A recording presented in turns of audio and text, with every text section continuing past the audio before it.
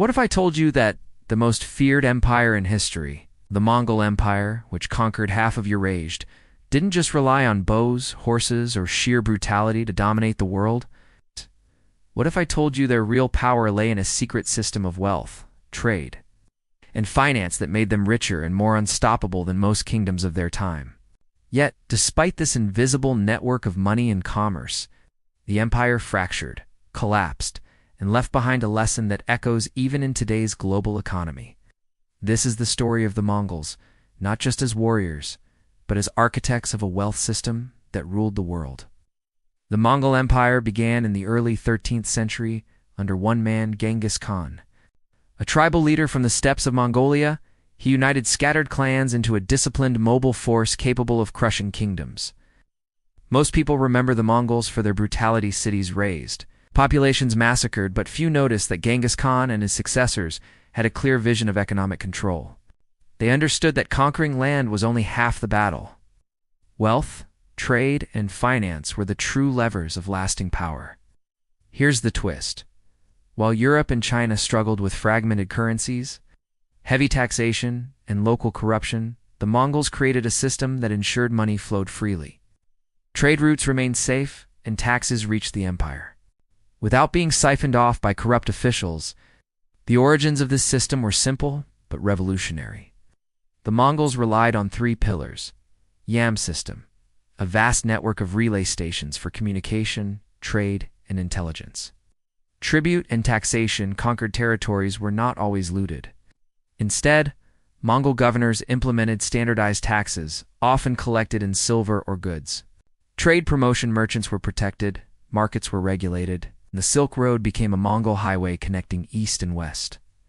This wasn't charity. It was a calculated move to turn conquered regions into productive, cash-generating assets that funded further expansion.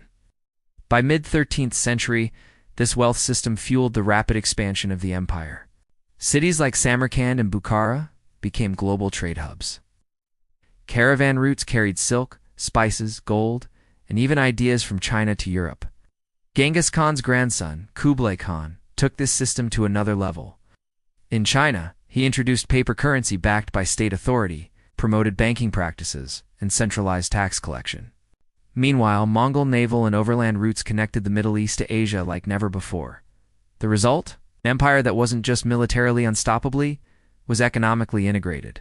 Taxes flowed reliably to the capital, merchants thrived under Mongol protection, and the wealth generated funded more armies, more roads, and more trade posts. But systems built on rapid expansion and centralized wealth are fragile.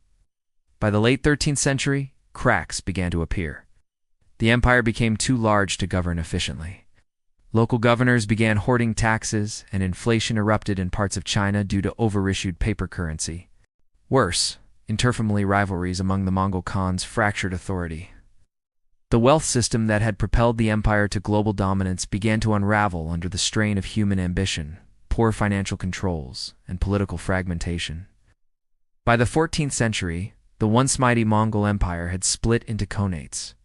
The Golden Horde in Russia, the Ilkhanate in Persia, the Chagatai Khanate in Central Asia, and the Yuan dynasty in China.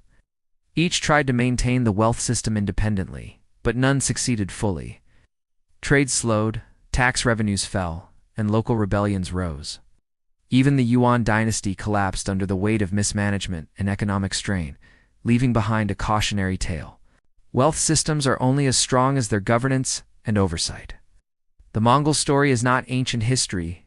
It's eerily familiar today. Consider global supply chains, international trade agreements, or cryptocurrency networks. Massive systems of wealth and trade can grow faster than oversight mechanisms, leaving economies exposed to inflation, mismanagement, or fragmentation. In fact, studies show that empires that fail to maintain trust in currency and fair taxation collapse faster than those that do. Whether in 14th century China or the 21st century global market, so what can we learn from the Mongol Empire's wealth system? Wealth is power, but only if managed. Protection of trade and fair taxation matters as much as conquest. Centralized control has limits. Expansion without oversight invites collapse. Economic networks outlive armies. Its ideas, trade, and finance shape history far more subtly and lastingly than swords. Here's the warning. Empires, companies, or even nations that ignore the balance between growth and oversight are doomed to repeat history. Wealth without structure is fragility in disguise. If you found this look behind the Mongol Empire's financial genius eye-opening, hit that like button. Subscribe for more deep dives into the hidden systems that shaped history. And tell us in the comments, what modern empire or company do you think mirrors the Mongols today? Because history doesn't just repeat, it whispers warnings to those who listen.